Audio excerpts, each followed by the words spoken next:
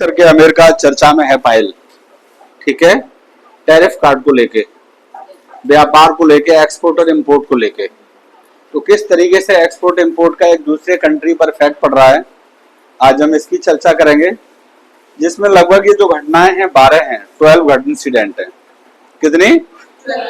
जिसमें पहली घटना क्या है, क्या अमेरिकी शुल्क भारत के निर्यात को प्रभावित करेगा, यानी जो अमेरिका ने टैक्स लगाया है जो इंडिया से एक्सपोर्ट होता था, क्या वो इफेक्ट होगा?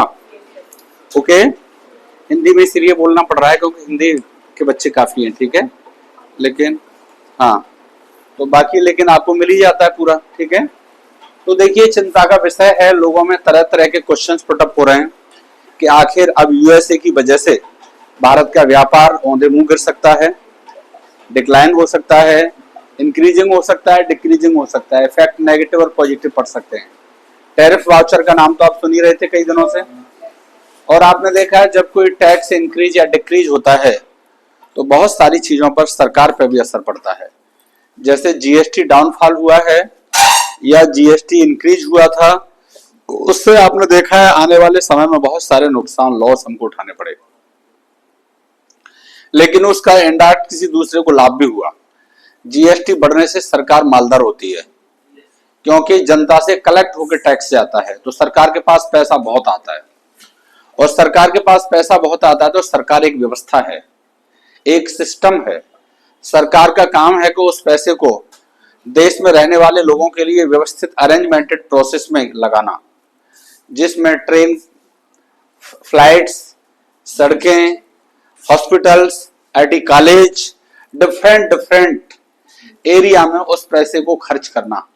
और आपने देखा है जिस देश की जितनी अच्छी फैसिलिटीज होंगी, कन्वेंस होंगे, वो देश तरक्की से उतनी तेजी से जाएगा।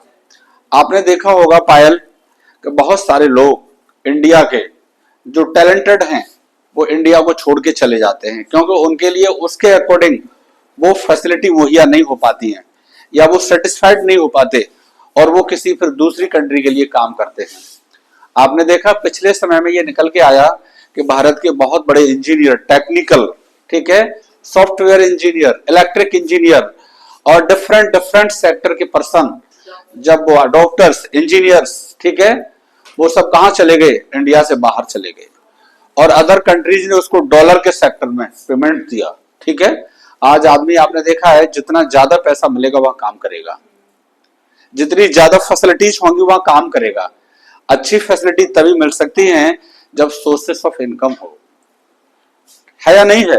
आपका मन नहीं करता कि डॉलर में सैलरी हो, और जिसका नहीं करता वो बताइए आपको हम क्या कहते हैं इसको। ठीक है, हाँ, सबका मन करता है। 1000 में कोई नहीं कमाना चाहता, लाख में कोई नहीं कमाना चाहता। ठीक है, तो आज हम अमेरिका की बात करेंगे कि इसका कितना इफेक्ट पड़ेगा। पहला टॉपिक है आज का, क्या अमेरिकी शुल्क भारत के निर्यात को, शुल्क जानते हो क्या होता है? टैक्स। ठीक है, भारत के एक्सपोर्ट को प्रभावित करेगा। एक्सपोर्ट का मतलब ये होता है कि भारत में मैन्युफैक्चरिंग होने वाली वस्तुएं कहाँ जाएंगी? डिफरेंट कंट्री में जाएंगी। जाती है, नहीं जाती हैं? और ये आपको पता है कि भारत अभी भी इंडस्ट्रीज कंट्री नहीं है। अभी भी भारत की जो अर्थव्यवस्था है वो किस पर टिकी हुई है? एग्रीकल्चर पर। बागवानी है, फ्रूट्स है, प्रोडक्शन है, अनाज है। ठीक है, यानी जो नेचुरल पैदा होने वाले संसाधन है उन पर टिका हुआ है या नहीं है? आपने देखा है हम अनाज का क्या करते हैं? एक्सपोर्ट करते हैं। गेहूं बहुत पैदा होता है हमारे यहाँ, और अन्य डिफरेंट सेक्टर में सरसों है, लाहा है, ठीक है, आलू है, ये सब बहुत पैदा होता है भारत में। यानी सब्जी के क्षेत्र में भी भारत का शायद पहला या दूसरा स्थान है। अंडा के में दूसरा या तीसरा स्थान है। ठीक है, दूध के सेक्टर में तो शायद पहला है या नहीं है? दूध की क्रांति हुई थी भारत में, किस नाम से? किस नाम से हुई थी? किसने की थी? इंदिरा गांधी ने नहीं, wrong answer. Doctor Verghese Kurien. ठीक है, कहाँ के थे ये? गुजरात के। डेयरी और डेयरी मिल्क और ये सब उन्हीं का तो है ही, अमूल डेयरी। ठीक है, यस, ये सब उन्हीं का है। तो ये श्रेय किसको जाता है? वहीं गेहूं की क्रांति हुई थी, अनाज क्रांति हुई थी, वो किसने की थी?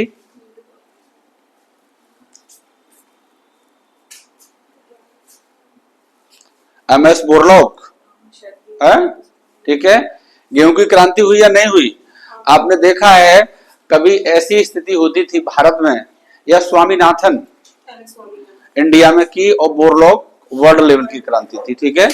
आपने देखा है कि भारत में स्थिति ये थी कुछ समय पहले, ये आपने सुना होगा कि लोग 2 वक्त का खाना नहीं खा पाते थे, और भारत में यह थी कि बहुत सारे लोग भूखे मरते थे, भूखमरी फैल गई। आपने देखा है, सुनते होंगे आप शायद, अब तो कोई नहीं मर रहा है, अब तो आपने देखा भूखा नहीं मर रहा कोई, अब ज्यादा खाने से मर रहे हैं लोग हैं। और आपने देखा है उसका अपने डेटा बिगड़ गया हमारा।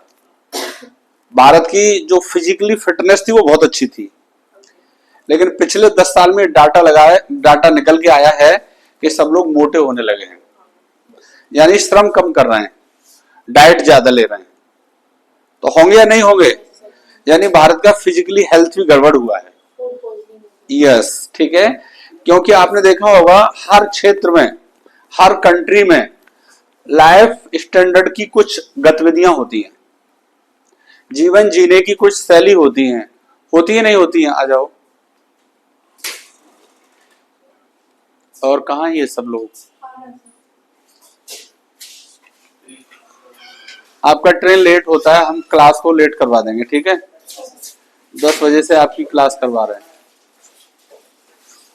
क्योंकि मौसम भी सर्दी का होने वाला है। आप लोग देर से जागा करोगे तो क्लास को हम सोच रहे हैं 9 बजे जल्दी हो पा रहा है। जो बच्चे रात को पढ़ते हैं लेट तक, सुबह लेट से जागते हैं। ये ठीक है डाटा या गलत है ये? नहीं, आजकल देखो बोर्ड डेटा तो आपका टूट गया कि बेटा सुबह पढ़ा करो, समझ में अच्छा आता है, ये सुना होगा आपने। लेकिन आप उससे आगे निकल के मैच्योर हो गए हो, छोटे बच्चों के लिए होता है वो। आपका क्या है, सब सोएंगे तब आप पढ़ोगे। मैं मानता हूं जो बच्चा, जो स्टूडेंट 12 बजे से पहले सो रहा है उसकी पढ़ाई ठीक नहीं हो रही होगी, ये मेरा ऐसा मानना है। क्योंकि आपने देखा है किसी भी सब्जेक्ट को खोल के बैठो तो 2 घंटे तो लग ही जाते हैं एक पेपर में। अब आप रात को 8 बजे से पहले नहीं बैठ सकते, तो 4 घंटे में 2 टॉपिक आप पढ़ पाओगे खाली। असली स्टडी नाइट की ही होती है नहीं होती है। और अब तो आपने देखा विंटर्स, ठंडियों के दिन आ रहे हैं, हमें लग रहा है नेक्स्ट मंथ में आप फुल पहनने लगेंगे सब। उन्होंने देखो पहन लिया अभी से, आपने तो पहन ही लिया है, ठीक है। तो अब विंटर से स्टार्ट हो जाएगा, तो अब तो वैसे भी मुझे लग रहा है 7 तुरंत बजाएंगे दिन निकलते ही, तो क्लास में भी कुछ चेंजिंग लेके आएंगे, ठीक है। चलिए, तो ये सारी चीजें होती हैं जो एक्स्ट्रा प्रोडक्शन करता है, और जिस देश का जितना एक्सपोर्ट होगा उसकी अर्थव्यवस्था लुबना खालिद कैसी होगी? बोलो, अच्छी होगी। अच्छी होगी या बेकार होगी? अच्छी क्यों होगी? खड़ी हो जाओ, पहले तो ये बताओ, अच्छी होगी या बेकार होगी? सर एक्सपोर्ट ये होगी सर, क्योंकि वो प्रोडक्शन कर पा रहा है। प्रोडक्शन कर पा रहा है।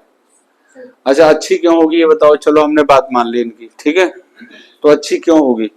सर उससे किस वजह से होगी? क्योंकि सर जब वो एक्सपोर्ट करेगा तो सर उसका डॉलर आएगा। हाँ, डॉलर आएगा, फॉरेक्स रिजर्व बढ़ जाता है। बिल्कुल, देखिए जिस कंट्री में एक्सपोर्ट जितना अच्छा होगा उसकी जीडीपी या उसकी अर्थव्यवस्था या इकोनॉमी उतनी ही अच्छी होगी, क्योंकि जितना जहां मैन्युफैक्चरिंग होता है, जितना प्रोडक्शन होता है, आउटपुट उसका अच्छा मिलेगा नहीं मिलेगा?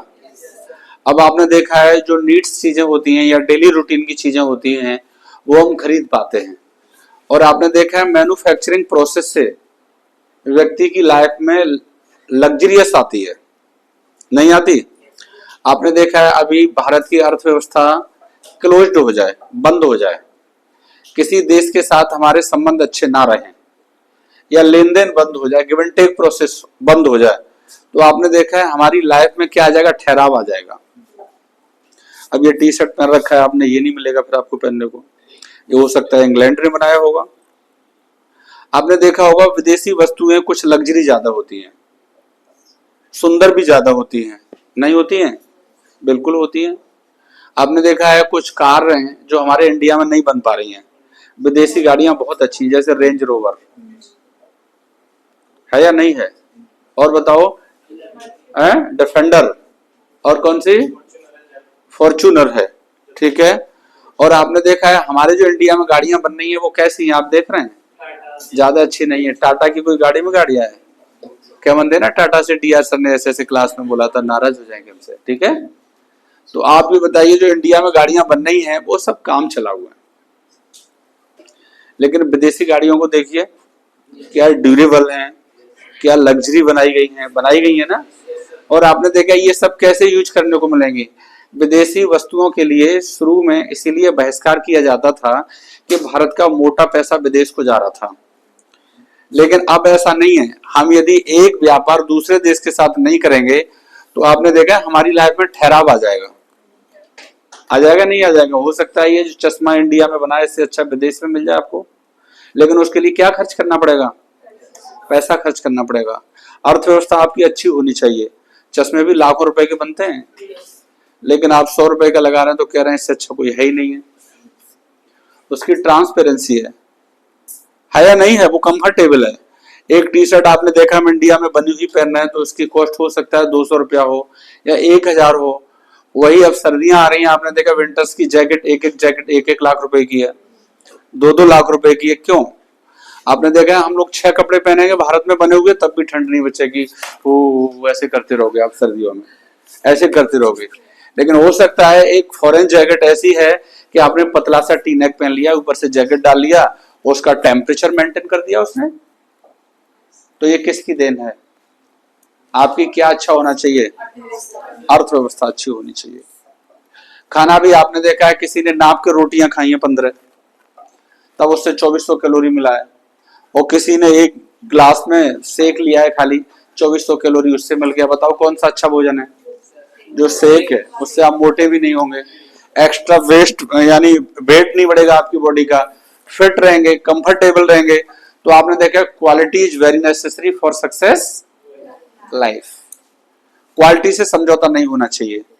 तो अब जो चीज घट रही है, जो इंसिडेंट हो रहे हैं, उसमें क्या चेंजिंग हो रहा है? देखो ये कह रहा है कि भारत के माल निर्यात, ठीक है, मर्चेंडाइज एक्सपोर्ट्स अगस्त 2025 में ये जो रेट है 6.7% से बढ़कर कितना हो गया? भाई देखो कितना अंतर आ गया। क्या थोड़ा बड़ा है ये? रुको थोड़ी देर, यहां पे सोचिए, सवाल तभी बनेगा। ये बढ़ के कितना हो गया? अब बताइए इफेक्ट पड़ा या नहीं पड़ा? क्वेश्चन हो सकता है कि इसका इंक्रीजिंग कितना परसेंट हुआ है, तो 6% लेके 35%, मोटा मोटा आइडिया सेट कर लो दिमाग में, क्या गुना हो गया? तब सवाल बनेगा। लगभग 6 गुना हो गया। चलो ये भूल जाओगे तो जो मिनिमम उसमें दिया हो उसका 6 गुना मल्टीप्लाई मार के देख लेना, ठीक है। तनुज बना दोगी सवाल को? ये वृद्धि आंशिक रूप से निम्न आधार प्रभाव का परिणाम है, जो 24 में 14% घटे थे। क्रमिक आधार पर जुलाई 2025 की तुलना में निर्यात इतना परसेंट घटा, जो कि इंटरनल कमजोरी को डिफाइन करता है। अब ये सेक्टर में तो ये था। इसके अलावा इलेक्ट्रॉनिक्स, आपने देखा बहुत सारे इलेक्ट्रॉनिक्स आइटम के सेक्टर में भारत डिपेंडेंट है या इंडिपेंडेंट है? डिपेंडेंट है। हम यदि बना भी रहे हैं रीना तो बहुत महंगी वस्तुओं को बना रहे हैं। जैसे ये टेलीफोन है, मान लीजिए इंडिया में कोई बनाया अच्छा फोन? बताओ। मुझे लग रहा है सारे के सारे फोन हम विदेशी यूज कर रहे हैं, नहीं कर रहे हैं? आपने देखा है दुकान पर जाएंगे तो कभी कोई ये नहीं कहता कि इंडिया में बना है टेलीफोन। बताओ कोई कहता हो तो? और आप जितने लोग चला रहे हैं, नोकिया है, फिनलैंड है, चाइना है, यूएसए है, यही तो सब आ रहा है। आप नहीं बना पाए, नहीं बना पाए ना। इलेक्ट्रॉनिक्स जितने भी इजीली गोइंग ऑन जो प्रोवाइड चीजें होती हैं, वो सबसे ज्यादा मार्केट हमारी यूएसए और उसकी है, चाइना की है। लेकिन यूएसए के जो माल हैं वो कैसे हैं? महंगे, लेकिन ड्यूरेबल भी है वो। ऐसी बात नहीं है। आईफोन लेकिन हम यूज कर रहे हैं क्या? आईफोन भारत के 125 करोड़ लोग यूज कर रहे हैं। अच्छा ये बताओ, कोई आप में से ऐसे भी लोग मिलेंगे मैं नहीं यूज कर रहा, मुझे इंटरेस्ट ही नहीं आ रहा उसमें। लेकिन ऐसे कितने परसेंट होंगे? 1% मुश्किल से। लेकिन किसका मन नहीं करता कि आईफोन हम भी खरीदें? लेकिन रोका किसने है खरीदने से? पैसे नहीं है ना। शुरुआती ठीक ठाक फोन से लोगे तो 50,000 से स्टार्ट हो रही है। और महंगा तो मुझे लग रहा है 2-2.5 लाख तक का होगा। इतना है या नहीं है? आपने देखा है आईपैड लेंगे तो 50,000 से स्टार्टिंग है, 2-2 2.5 लाख रुपए के हैं। और थिन वाले लेंगे तो और ज्यादा महंगे हैं। लेकिन भारत के लोगों की अर्थव्यवस्था पर कैपिटा इनकम कितनी है हर्षित बताओ? बहुत कम है ना। तो ऐसी सिचुएशन में क्या वो यूएसए के माल के साथ जा सकते हैं? नहीं। अब ये ज्योति जी हैं, ये गोल्ड की ज्वेलरी पहन नहीं है तो ये इतरा रही है इतने पे, देखो मैंने तो गोल्ड पहन लिया है। गोल्ड आपने देखा है, गोल्ड की हैसियत से भी बात की जाए तो मुझे लग रहा है 1 लाख रुपए का 10 ग्राम है शायद। लेकिन ये सुरभि हैं, इनको इंटरेस्ट ही नहीं आ रहा गोल्ड में। ये कह रही कुछ नहीं है तो गरीबों का है। इनको क्या चाहिए? व्हाइट गोल्ड चाहिए, प्लेटिनम चाहिए, डायमंड चाहिए। अब इनका एक नेकलेस ही है, उसकी कॉस्ट क्या है? 1 करोड़ रुपया। देखो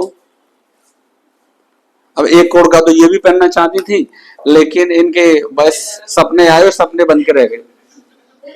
आजकल आपने देखा होगा इंटरेस्ट पैदा हुआ है लग्जरी लाइफ को बनाने के लिए कि जो न्यू जनरेशन है अब वो गोल्ड को कम पसंद कर रहे हैं। व्हाइट गोल्ड होना चाहिए, प्लेटिनम होना चाहिए, डायमंड की ज्वेलरी होनी चाहिए। ऐसा हो रहा है? नहीं हो रहा है। लेकिन वो उसी में खुश हैं जिनकी अर्थव्यवस्था खराब है कि मैंने तो गोल्ड की ज्वेलरी पहन रखी है। डायमंड का एक एक रिंग 1-1 करोड़ रुपए का है रिंग। अब बताओ जो 1 करोड़ रुपए का रिंग पहनना है वो टैक्स कितना दे रहे हैं? उनकी इनकम कितनी होगी बताओ? अब अनुष्का शर्मा है, वो गोल्ड पहनेंगे बताओ? कभी भी गोल्ड देख लेना उनके हाथ में हो तो कहीं। उनके पास तो अर्थव्यवस्था की कोई प्रॉब्लम है नहीं है। विराट कोहली हस्बैंड है, आपने देखा होगा एक पोस्ट डालने का कितना रुपए लेते हैं? करोड़ों रुपए लेते हैं एक पोस्ट डालने की। और आपकी पोस्ट को कोई खोल के नहीं देखता। बताओ किसकी वैल्यू है? आपकी वैल्यू है कि आपकी क्वालिटी की वैल्यू है? भैया ये देख लो, आपका सिलेक्शन आपके चेहरे से कभी नहीं होगा, आपकी फोटो सबकी तस्वीर जाएगी लग के। लेकिन जब कॉपी चेक होगी तो साइलेंट कोड दिया जाएगा ताकि कॉपी चेक करने वाला आपके नाम से प्रेम ना हो जाए, उसे आपकी जाति और धर्म के आधार पर कॉपी चेक ना करे, पता ही नहीं चलेगा ये कॉपी लड़की की है या लड़के की है। कोडिंग होती है कॉपी की, ऊपर से कोडिंग करा के तब कॉपी चेक करने को दी जाती है। तो उसमें लिखे हुए मोती जैसे शब्दों से मार्किंग नहीं होगी। आप उस क्वेश्चन में कंटेंट कितना तगड़ा दे रहे हैं रिलेटेड टू अमेरिका, कि उसके टैरिफ या उसके व्यापार पर क्या इफेक्ट पड़ रहा है, आप क्या समझते हो इस चीज को लेके? अभी अमेरिका से संबंध टूट जाए तो नुकसान तो होगा हमको, लेकिन सबसे ज्यादा नुकसान जो इफेक्ट भारी आएगा वो चाइना से टूटने पर होगा। क्योंकि चाइना के माल पर लगभग जो number of peoples of Indian है वो ज्यादा डिपेंडेंट है। जो सस्ती चीजें हैं जो इजीली गोइंग ऑन लोगों को मिल जाती है, जो बड़ी संख्या में चाहिए, वो कहाँ की है? चाइना की।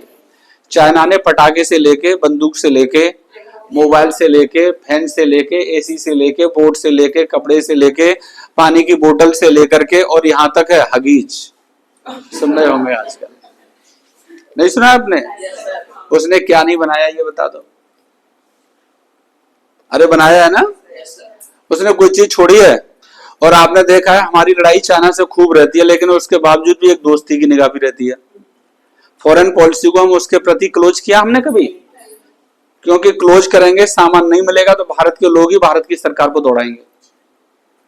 आपने देखा है कभी कभी झगड़ा हो जाता है या कोई अनकंट्रोल्ड या मिस हैप्पीनेस कोई घटना होती है तो भारत के लोगों में 2-4 दिन में ही मार्केट में प्रॉब्लम खड़ी हो जाती है कि ऊपर से ही सामान नहीं आ रहा है। ऐसा है या नहीं है? बहुत सारे लोग तो भारत के ऐसे हैं कि चाइना से कुछ भी चीज अब ऑनलाइन भी ले सकते हैं, डायरेक्ट चाइना से भी संपर्क कर सकते हैं। ऐसे ऐसे ऐप हैं। हम लोग भारत के लोगों से लेंगे जिनके व्यापार वहां हैं, लेकिन अब डायरेक्ट चाइना से भी ले सकते हैं। तो देखिए चाइना ने अपनी टेक्नोलॉजी से कितनी इजीली गोइंग ऑन हमारे पास तक अपने आप को रख दिया लाके। लेकिन हमने क्या किया? हाँ, ये बिल्कुल सच्चाई बोल रही है। हमारी सोच बिल्कुल डिफरेंट होनी चाहिए। हमने क्या बनाया है? लेकिन अभी तुम उन लोगों से बात करोगे सड़क पर जाके तो वो कहेंगे हमने बहुत कुछ किया है। आपने देखा है अभी जिंदाबाद के नारे लगाने वाले लोग आपको बहुत मिल जाएंगे, लेकिन बंद कमरे में इस तरीके से तैयारी करने वाले अलीगढ़ की जितनी आबादी है कितने लोग होंगे बता दो? तो हमको अमेरिका के साथ जुड़ के चलना पड़ेगा, चाइना के साथ जुड़ के चलना पड़ेगा। इराक ईरान के साथ दोस्ती स्थापित करनी पड़ेगी, नहीं करनी पड़ेगी? तेल नहीं मिलेगा तो एसी कहां से चलेगी बताओ? बिजली कौन बनाएगा इसके लिए? एसी नहीं चलेगी तो क्लास कैसे होगा बताइए? हर चीज एक दूसरे से क्या है, कोरिलेटेड है, कनेक्टेड है, एक दूसरे से जुड़ा हुआ है, तभी सिस्टम चल रहा है। अभी 2 दिन लाइट की दिक्कत रही थी, क्या हाल हो गया? हम लोग खुद परेशान हो गए, 2 बैटरी हमको लेने पड़े, 50,000 रुपया खर्च करना पड़ा। अरे एक लिथियम की बैटरी आपके डैडी ने बताया कोई 1.5 लाख रुपए की आ रही है, फिर लाइट जाएगी नहीं। अब जैसे जैसे आप फूकते जा रहे हैं, किससे सुविधा मिल रही है? तो आपने देखा है पैसा आएगा कहां से? पैसा कहां से आएगा? जितना आपके पास जानकारी के स्रोत अच्छे होंगे, आप उतने ही अर्थव्यवस्था को बड़ा कर सकते हो। अब जानकारी का मतलब, भारत की अर्थव्यवस्था भारत के लोगों से ही तो बनेगी, या अकेले मोदी जी के प्रयास से बन जाएगी? अमेरिका की अर्थव्यवस्था ट्रंप की वजह से है या वहां के लोगों की वजह से है? वहां डिग्री, ये कागज नहीं चेक किए जाते, ये कागज चेक नहीं होते। वहां आपके अंदर हुनर देखा जाता है कि आप पर काम क्या आता है, तब उसके बाद में कागज चेक होते हैं। आपका स्किल डेवलपमेंट कैसा है, आपका आईक्यू कैसा है? अब आईक्यू आपने देखा सबके पास बराबर है, लेकिन सब लोग बराबर यूज नहीं करते। 1400 सीसी ब्रेन है सबके पास, लगभग 1400-1500, लेकिन अब यूज कितना कर पा रहा है मालूम है? कितना करते हैं सोचिए। हाईएस्ट लोग हैं जो आधे के आसपास थोड़े से घूम रहे हैं। तो ये सब आईक्यू से तो है ही, सिस्टम किससे चलेगा?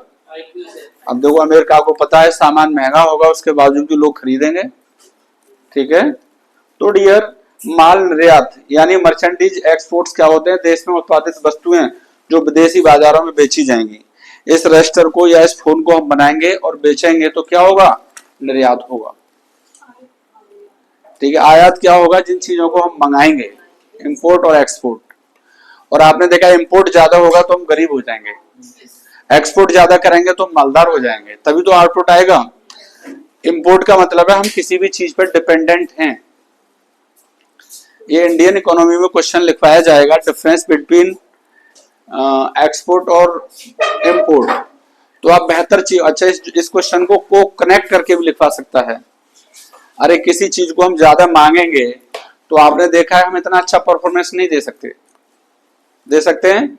आपने देखा है अमेरिका की फ्लाइट्स देखी, हमारे यहाँ रोज आग लग जाती है। अभी कल परसों हमने शायद 200-250 लोगों को खोया है। ये छोटी घटना थी?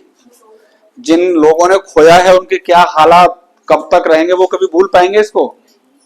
आप और हम तो देश के प्रति पॉजिटिव सोच रहे हैं, तो थोड़ा सा सोच रहे हैं, क्योंकि हम लोग उनसे कनेक्ट नहीं थे। हम लोगों ने दुख व्यक्त किया, लेकिन 4 दिन बाद भूल गए। लेकिन जिनके साथ जो घटना हुई वो कभी भूल पाएंगे क्या? उसकी जिंदगी तो खत्म हो गई ना। तो ये किसकी वजह से?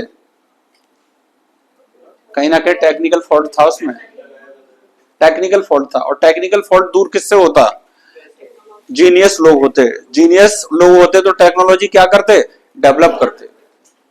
अब आप 2-4 हेलीकॉप्टर या जहाज ऐसे हैं जिनमें राजा फाजा सब सही चलेंगे, बाकी जनता के लिए ऐसे ही छोड़ दो तो काम चलेगा क्या? एक एक आदमी इंपॉर्टेंट है, चाहे यहाँ 500 करोड़ जनसंख्या हो जाए, उसका कोई इफेक्ट नहीं होता। जो इस दुनिया में आता है उससे फिर लगाव हो जाता है, नहीं हो जाता? आपने देखा है आप और हम एक दूसरे को 4 दिन पहले नहीं जानते थे, लेकिन आपके हमारे साथ कोई दुख होगा तो हमको दुख होगा, क्योंकि आप और हम एक दूसरे को जान गए। टीचर और स्टूडेंट का रिश्ता हो गया या नहीं हो गया? तो आपने देखा हम जितना अच्छा परफॉर्मेंस देंगे, जब तक व्यापार नहीं होगा, प्रोडक्शन नहीं होगा, जब तक अच्छा आउटपुट नहीं होगा, जब तक अच्छा इंपोर्ट नहीं हो सकता। जैसे मैंने आपको 3 दिन पहले एग्जांपल दिया था, सर्दी से बचने के लिए अब क्लॉथ मार्केट में उछाल आएगा, नहीं आएगा? और क्लॉथ मार्केट में उछाल आएगा तो भारत डिपेंडेंट है इस क्षेत्र में, अच्छे कपड़ों में भारत डिपेंडेंट है। भारत सूती कपड़ों में सबसे आगे है। आपने देखा है विदेशी ब्रांड के अब जैकेट सब लोग पहने हुए देखेंगे। भारतीय जैकेट में विदेशी जैकेट में हाईली डिफरेंस देखने को मिलेगा आपको, मिलेगा नहीं मिलेगा? वही टी शर्ट या वही जैकेट आप भारतीय होगी 5,000 रुपए की, और वही विदेशी जैकेट 1-1 लाख रुपए की होगी, 7-8 हजार की होगी, जो इस क्लास में देखने को मिलेगी। मन तो सबका करेगा, लेकिन खाली मन के करने से कुछ नहीं हो सकता। आप भी चाहती हो कि मैं भी देश की एक बार प्रधानमंत्री बन जाऊं? बताओ, नहीं चाहती हो? आज बनाने का मौका मिल जाए तो आप पीछे नहीं हटोगी, आप पाम पूजने लगोगी, मुझे बनवा दो वहां तक। और कोई ये कही अंजलि का मेरा मन नहीं करता, तो ये मानसिक रोगी है। अरे आप कलेक्टर बनना नहीं चाहती हो? अभी नोएडा की आपको कलेक्टर बना दिया जाए तो आपकी लाइफ में इससे खुशी की कोई बात हो सकती है? आपको बुलंदशहर का डीएम बना दिया जाए, सोचिए उससे अच्छा कोई दिन हो सकता है क्या? क्योंकि आपके निर्णय होंगे, लेकिन उसके लिए क्या कर रहे हो आप? काम कर रहे हो ना। इसे प्रोडक्शन कह लो, सामान के रूप में जो आप पढ़ रहे हो। अरे उत्पादित तो कर रहे हो, शब्दों को, नॉलेज को उत्पादित कर रहे हो ना, सीख रहे हो आप, और सीखने के लिए इकट्ठा कर रहे हो, दिमाग में कर रहे हो ना। तो हर कोई व्यक्ति टॉप पर पहुंचना चाहता है, और टॉप पर कब पहुंचोगे? Top is always vacant. Top किसी भी सेक्टर में खाली है, नहीं है खाली? हर साल नौकरी आ रही है, बताओ आईएएस की नहीं आ रही है? अब कोई कहेंगे यार थोड़ी नौकरी आई है। कुछ लोगों को आपने सुना होगा कि वैकेंसी ज्यादा नहीं है, लेकिन अच्छा पढ़ने वाला स्टूडेंट कभी नहीं कहता कि नौकरी ज्यादा नहीं है, वो कहता है मुझे तो एक ही तो चाहिए। और जिसका सेक्टर एक पे टिका हो वो तो लेके रहेगा, ठीक है। तो देखो इसमें ये चेंजिंग आ गई, डाटा नोट करना। 25 में ये हो गया, इतने से बढ़ के ये 9 माह का न्यूनतम स्तर है, जबकि जनवरी जुलाई में औसतन ये था। देखो कितना बड़ा डिफरेंस है या नहीं है? अमेरिका की हिस्सेदारी 19.6% रही, जबकि एवरेज कितना आया निकल के? 22.5%। ये डेटा है, डेटा एग्जैक्ट डेटा है, इस पर काम करिए, सोचिए, इसमें दिमाग लगाइए, सेंट्रलाइज होकर आंखें फोकस करिए, तब सवाल बनेंगे। ये सवाल जरूरी नहीं है आप 4 दिन करंट पढ़ लो, एक भी ना डाले, 5वें दिन से डाल देगा। तो कोई शॉर्टकट है यूपीएससी का? इसीलिए डेली हमको पढ़ना है। ये जो लोग इंपॉर्टेंट पढ़ते हैं उनका कभी सिलेक्शन नहीं होता, इसीलिए कंसेप्चुअल पढ़ो, हर चीज को पढ़ो, भूल जाओ, अपने आप तैयार हो जाएगी। यानी डेली ये तैयार करना है, कहां से आ जाए कोई पता नहीं है। अरे पेपर सेट करने वाला कोई हमारा आपका कोई अंडर प्रेशर काम थोड़ी करता है, वो तो एवरेज जानकारी आपसे ले लेगा कि आप पढ़ रहे हैं या नहीं पढ़ रहे हैं, ठीक है। यह मंदी इंपॉर्टेंटली या मुख्यतः शुल्क वृद्धि से पहले अग्रिम निर्यात, फ्रंट लोडिंग और अगस्त सन से लागू 50% शुल्क के प्रभाव को डिफाइन करती है। ये सब मैन क्वेश्चन को लिख लेना, और विशेष करके ये जो हाईलाइट हो रहा है इसको तो जरूर देखना। एक्सपोर्ट बाजारों का विविधीकरण, यानी जो मार्केट है, भारत ने कुछ निर्यात यूएई प्लस इतना % और नीदरलैंड का प्लस इतना % की ओर मोड़ा है, जो कि इसकी हिस्सेदारी 9.6% और नीदरलैंड की इतने % तक पहुंच गई है। लेकिन कुछ क्षेत्रों में छोटा सा रणनीति अपनाई गई है, और अमेरिका अब भी भारत का सबसे बड़ा निर्यात गंतव्य बना हुआ है। अमेरिका भारत का, किसको हो रहा है? अमेरिका। आपने देखा बहुत सारे सामान हम ना चाहते हुए भी देते हैं, और बहुत सारे सामान हम वहां से लेते हैं जहां से हमारा काम निकलेगा। अभी आपने देखा है ये छोटे छोटे कंट्रियों में युद्ध हुआ था नहीं हुआ था? तो हमने ऐसे सेक्टर में साथ दिया जहां से हमारा काम बढ़ेगा। वो छोटा सा कंट्री कौन सा है जो बड़ा मालदार है? अभी झगड़ा चल रहा था, यूक्रेन। इजराइल नहीं, यूक्रेन। यूक्रेन आपने देखा है अपने डंडे के बल पर अपना वो बनाए हुए है, ज्यादा लोग थोड़ी है वो। इजराइल और उसके बीच में ही तो बसा हुआ है, और उसने देखा सब पे कब्जा कर रखा है या नहीं है? यानी उसने इजराइल और इसको, इराक को, ईरान को, सबको मार दे रखी है। ज्यादा लोग नहीं है वो, कम लोग हैं, लेकिन क्यों है? उसी ने बीच में जो बसे हुए लोग हैं, मैं उनकी बात कर रहा हूं। यूक्रेन, आपने देखा है वो लोग, उनकी क्या टेक्नोलॉजी बहुत अच्छी है। उनकी टेक्नोलॉजी कैसी है? बहुत अच्छी नहीं, बहुत अच्छी है। और आपने देखा है जिनकी टेक्नोलॉजी अच्छी होती है वो किसी भी कंट्री के साथ अपना समझौता कर लेंगे। इजराइल, इराक, ईरान, इन कंट्रियों से हम क्यों नहीं बिगाड़ते? और आपने देखा हमारा बहुत बड़ा पैसा, बहुत बड़ी अर्थव्यवस्था का हिस्सा हम इनको दे देते हैं। काश हमारे यहाँ तेल की खोज हो जाए तो हम कितने मालदार हो जाएंगे बताओ? नहीं हो जाएंगे? उनके यहाँ पानी की तरह तेल निकलता है जमीन से। ऑस्ट्रेलिया आपने देखा होगा, वहां के लोगों की जो लाइफ एक्सपेक्टेशन है, जीवन प्रत्याशा है और सुंदरता है, कैसी है बताओ? भारत जैसी है, भारत से अच्छी है? ऑस्ट्रेलिया के खिलाड़ी देखे हैं आपने, कितने लंबे हैं लड़के, उनकी हाइट कितनी अच्छी है। स्मार्ट है वो? नहीं है, उनके हाथों में भी दम है।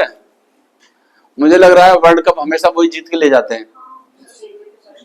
नहीं ले जाते? हर बार वही ले जा रहे हैं। अब आप कभी ले आए यार कपिल देव के पीरियड में, या कभी एक बार और ले आए, तो आप इतरा रहे हो कि देखो हम जीत लाए। वैसे ही आपने देखा कुछ कंट्रियों के लिए नेचर का प्रभाव भी मिला है, प्रकृति का योगदान भी है। भारत में भी आपने देखा कुछ जगह ऐसी है जो बड़ी सुंदर है। कौन सी? कश्मीर। कश्मीर की लड़कियां लड़के कितने सुंदर हैं बताओ? आप कह रही हो हम सुंदर हैं। कश्मीर में जो घोड़े चलाते हैं ना, वो भी लड़के हीरो से ज्यादा सुंदर हैं। ये जो मूवी बना रहे हैं उनसे ज्यादा सुंदर लड़के हैं जो घोड़े चला रहे हैं। अब आपके यहाँ बाजरा पैदा हो रहा है खेत में, आप कह रही हो देखो, और उनके खेत में क्या पैदा हो रहा है? ऐसे ही हवा में। और क्या हो रहा है बताओ? हैं? नहीं नहीं। और बताओ क्या होता है? छोटा सा दूध में डाल के पीते हैं। अब तो बताओ, केसर। अब बताओ, बाजरा आपका केसर को टक्कर दे देगा? जैसे एक रेसा डाल के दूध में पीते तो क्या, तो देखो मैंने केसर पिया है। उनके खेतों में केसर पैदा होता है, उनके एप्पल के बाग हैं, नहीं है? ड्राई फ्रूट्स उनके खेत में पैदा होता है। प्रकृति से बिल्कुल टच हैं वो कश्मीर के लोग। कश्मीर के सुंदर लोग मिलेंगे, उनकी स्किन बिल्कुल वाइट है।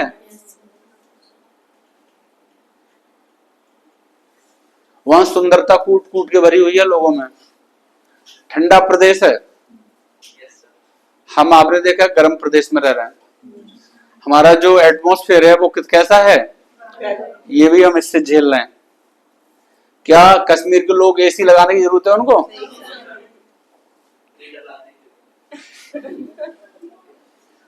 समझ रहे हैं ना? तो कुछ कंट्री, कुछ पार्ट नेचर के योगदान से भी आगे निकल जाता है। जैसे मैंने नेपाल का एक एग्जांपल दिया था, पंचपोखरा, बहुत सुंदर जगह है। अब अर्थव्यवस्था के सेक्टर में आपने देखा है, जब भी जम्मू कश्मीर में कोई आतंकवाद आता है, मेरी पानी की बोतल ले लो, तो उनको नुकसान कैसे पहुंचाते हैं मालूम है? बताओ ना। हमें लग गया इस गांव में आतंकवाद ज्यादा है, किसी भी व्यक्ति को ये तोड़ना है तो अर्थव्यवस्था से तोड़ दो। उनके जो एप्पल के बाग होते हैं रातों रात में काट के डाल दिए जाते हैं। अब बताओ, एप्पल की खेती नहीं होगी, बाग उनके काट दिए जाएंगे, अर्थव्यवस्था से टूट नहीं जाएंगे वो? अब मान लो किसी के 100 एप्पल के पेड़ हैं खेत में और उससे इनकम हो रही है 100,000 की, और एप्पल के बाग काट के डाल दिए। अब उसके 100 एप्पल की जो 100,000 की इनकम हो रही थी वो रुक नहीं जाएगी? तो उनकी अर्थव्यवस्था के लेवल पर कमर तोड़ दी। कश्मीर की सबसे बड़ा इंसिडेंट यही तो है। मैंने आपको 4 दिन पहले की क्लास में बताया था कि हर कंट्री अपनी अर्थव्यवस्था को इंक्रीज करना चाहता है। आज आपने देखा होड़ किसकी लगी हुई है आगे निकलने की। आज जो प्रतिस्पर्धा है, आप में भी तो आगे निकलने की होड़ है, कंपटीशन है, आप में नहीं है? बताओ, क्लास में सेटिंग हो जाए, मेरा सिलेक्शन हो जाए, बाकी सब रह जाओ, तो कोई किसी के लिए तैयार होगा? वो कहेगा तू छोड़ दे यार, मुझे ले दे इस बार सिलेक्शन। कोई ये नहीं कह सकता कि तू ले ले यार, मैं बाद में ले लूंगा सिलेक्शन। यदि वो कोई कह रहा है ना तू ले ले सिलेक्शन, में बाद में ले लूंगा, तो मानसिक रोगी है। कैसे हो सकता है ये? इसीलिए तो कंपटीशन कर दिया, जो जीतेगा वो आगे निकलेगा।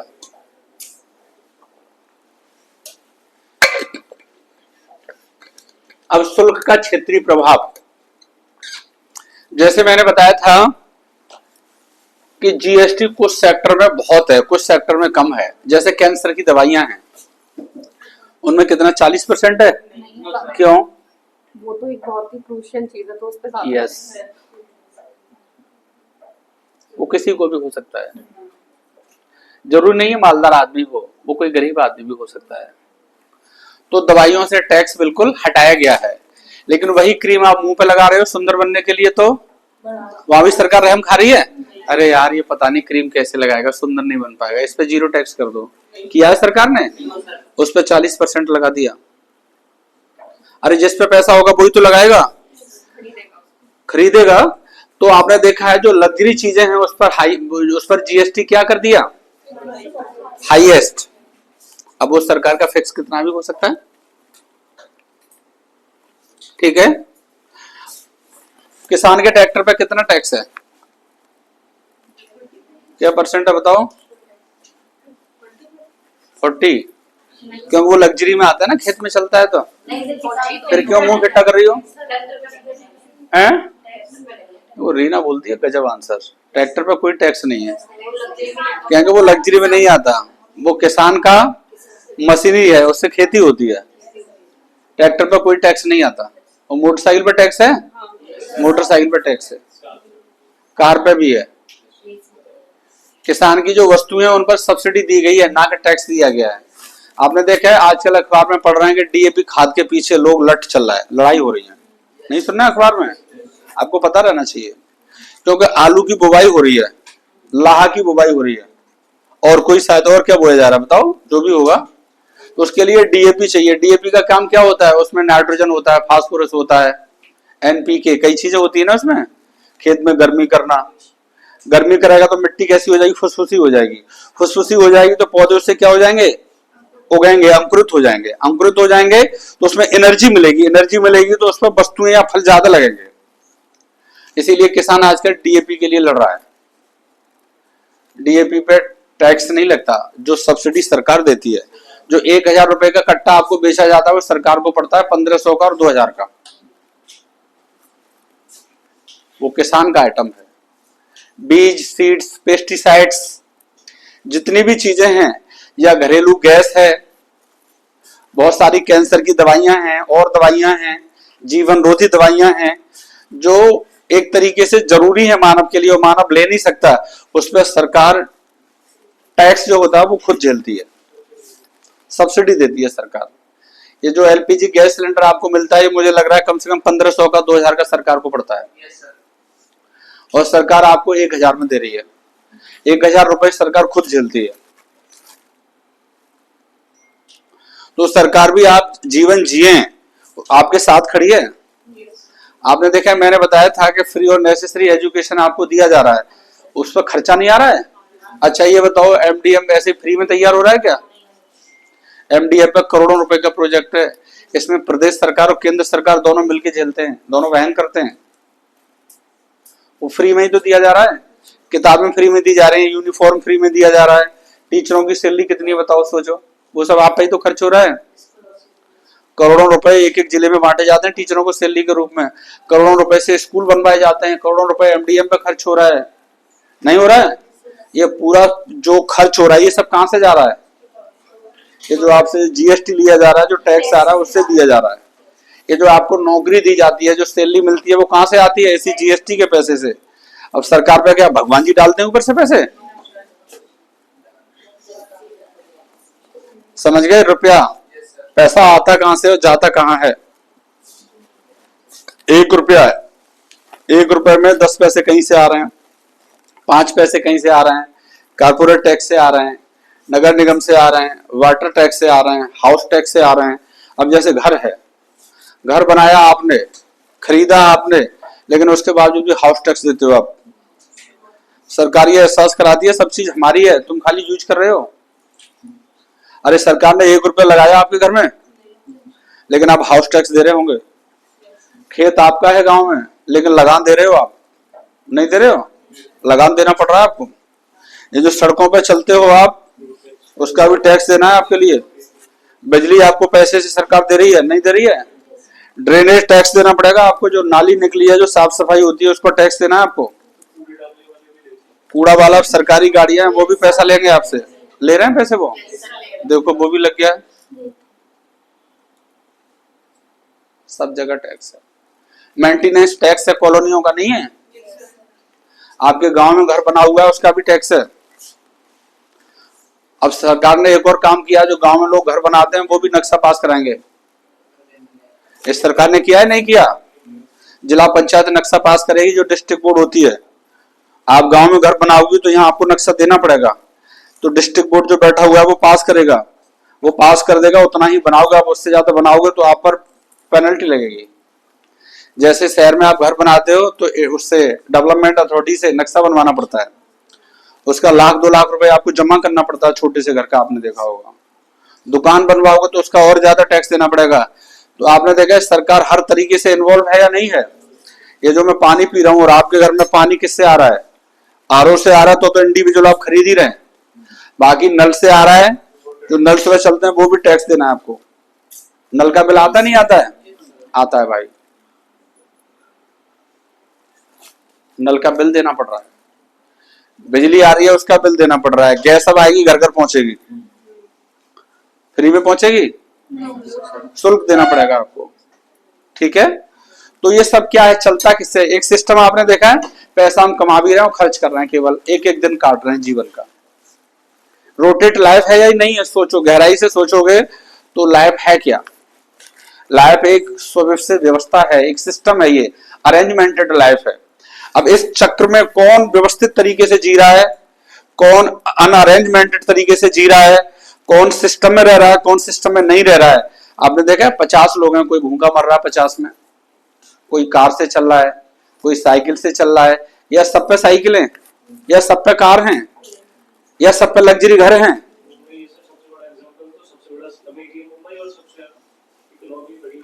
हाँ, देखिए वहां आपने देखा होगा जब फैसिलिटी है वहां प्रॉब्लम भी है। मैंने बताया था कि मुंबई को कैपिटल ऑफ एड्स कहते हैं। आपसे ये पूछा जाए कि आर्थिक राजधानी तो है ही है, इसके अलावा मुंबई एड्स की राजधानी भी है। मालूम है आपको? सबसे ज्यादा है पूरे भारत में एड्स के केस कहाँ मिलते हैं, और कौन सी जगह मिलते हैं? जो स्लम एरिया है उसमें मिलते हैं, जो स्लम वाला है, जो झोपड़पट्टी डाल के लोग रह रहे हैं। इसका मतलब उनका एजुकेशन अच्छा नहीं है? है अच्छा। एजुकेटेड व्यक्ति इन सारी चीजों को जानता है। एड्स का कोई इलाज नहीं है, जानकारी ही बचाव है। आपको अपनी बॉडी से रिलेटेड जानकारी होनी चाहिए। आप कैसे लोगों के संपर्क में जा रहे हैं ये आपको जानकारी होनी चाहिए। आपको कैसे रहना है ये आपको जानकारी होनी चाहिए। आप हर जगह सेविंग ना कराएं, हर जगह सैलून पर रिलेटेड टू बॉडी को टच ना करें, पॉल्यूटेड ब्लड या पॉल्यूटेड लैब से ब्लड को ना लें। आपने देखा है ब्लड वगैरह नीड होती है तो आप कहीं से लिए और बॉडी में ले लिया, लगवा लिया। क्या मतलब है इसका? एक रेजर से इनका सेवन कर गया, उसी से आपका कर दिया। बताओ, जो वायरस था इनको पहुंच गया, इनसे इनको पहुंच गया, इनसे इनको पहुंच गया। कलेक्टर आपने देखा अपनी सेविंग खुद करते हैं, उनके पास पैसे नहीं है इसीलिए तो करते हैं। अरे 50 रुपए बचेंगे इसीलिए नहीं जाते वो सेविंग कराने। कहाँ जाएंगे 50 रुपए बचाएंगे? वो पढ़े लिखे हैं, वो जानते हैं, वो इससे बचने के लिए, सेफ्टी के लिए। आपने देखा अच्छे लोग जितने भी हाईली क्वालिफाइड पढ़े लिखे होते हैं वो सेविंग सेल्फ करते हैं, क्योंकि आपको पता है ना ये रेजर मेरा है, ये पॉल्यूटेड नहीं है, इस पर बैक्टीरिया नहीं है, इस पर वायरस नहीं है। यदि आप पब्लिक प्लेस पे जाएंगे तो पता नहीं किससे वायरस आ गया, जिंदगी खत्म हो जाएगी आपकी। वायरस आ गया तो बॉडी में। वायरस भी कई तरीके के होते हैं, इसीलिए नीट एंड क्लीन रहना बहुत जरूरी है। और नीट एंड क्लीन कब रहेंगे आप? आपने देखा जो अच्छी फैमिली होती है उनमें जो मदर होती है, पढ़ी लिखी मदर होती है ना, अब आजकल कलेक्टर है, गांव की लड़की से शादी थोड़ी कर लेगा। इंजीनियर है, गांव की लड़की से थोड़ी शादी, गांव की हो सकती है। मेरा कहने का मतलब है वो हाईली वेल क्वालिफाइड पढ़ी लिखी होगी, और हाईली वेल क्वालिफाइड पढ़ा लिखा होगा, उसे सारी जानकारी होती है नहीं होती, हर सेक्टर की जानकारी होती है। अब जैसे आप पढ़ रहे हैं, मुझे लग रहा है आने वाले समय में 2 साल में आपको कोई ऐसी चीज नहीं होगी जो आप ना जानते हो। हिस्ट्री आप जानते हो, बायोलॉजी आप जानते हो, मैथ आप जानते हो, ज्योग्राफी आप जानते हो, एग्रीकल्चर साइंस के बारे में आप जानते हो, मेडिकल रिपोर्ट के बारे में आप जानते हो, आपको कोई मूर्ख बना पाएगा? खाना कैसे बनेगा, खाना भी बनाना जानते हो आप। रिच खाना क्या होता है, प्रोटीन वाला खाना क्या होता है, कार्बोहाइड्रेट किस में ज्यादा होता है, बताओ, आपको नहीं मालूम है क्या? जब आपको ये जानकारी, बुखार कैसे होता है ये आपको जानकारी है, डिसेंट्री कैसे होती है वो आपको जानकारी है, पेन किलर में क्या लेना चाहिए, पॉल्यूशन से कैसे बचना चाहिए, आंधी तूफान झंझावत से कैसे बचना चाहिए, आपको जो जानकारी है, क्या पूरे गांव को जानकारी है? जब आपको ये जानकारी होगी तो आप प्रोटेक्शन की हैसियत से मजबूत माने जाएंगे, नहीं माने जाएंगे?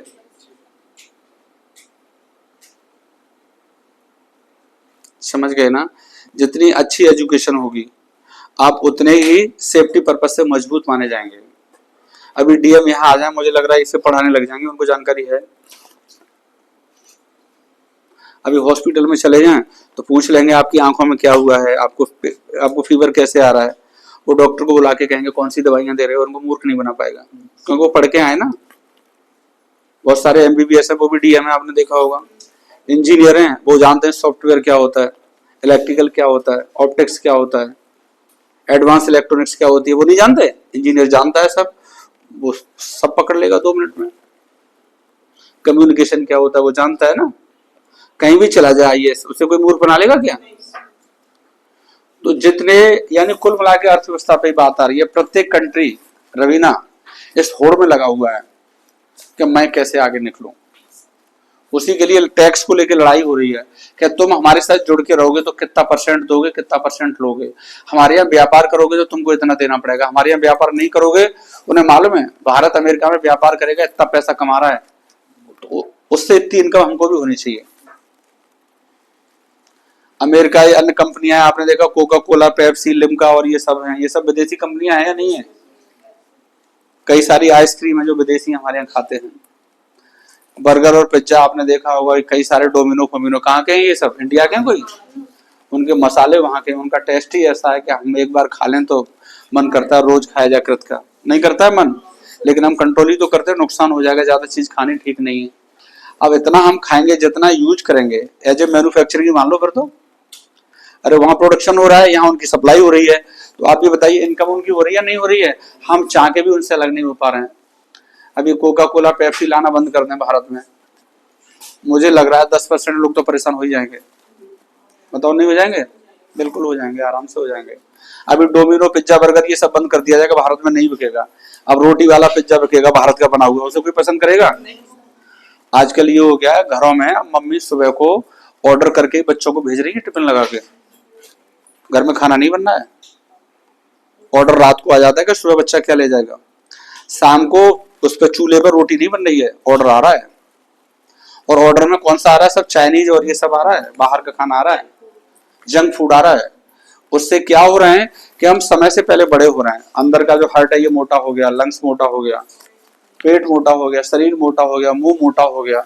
10 साल का बच्चा लग रहा है 20 साल का, 20 साल का लग रहा है 30 साल का।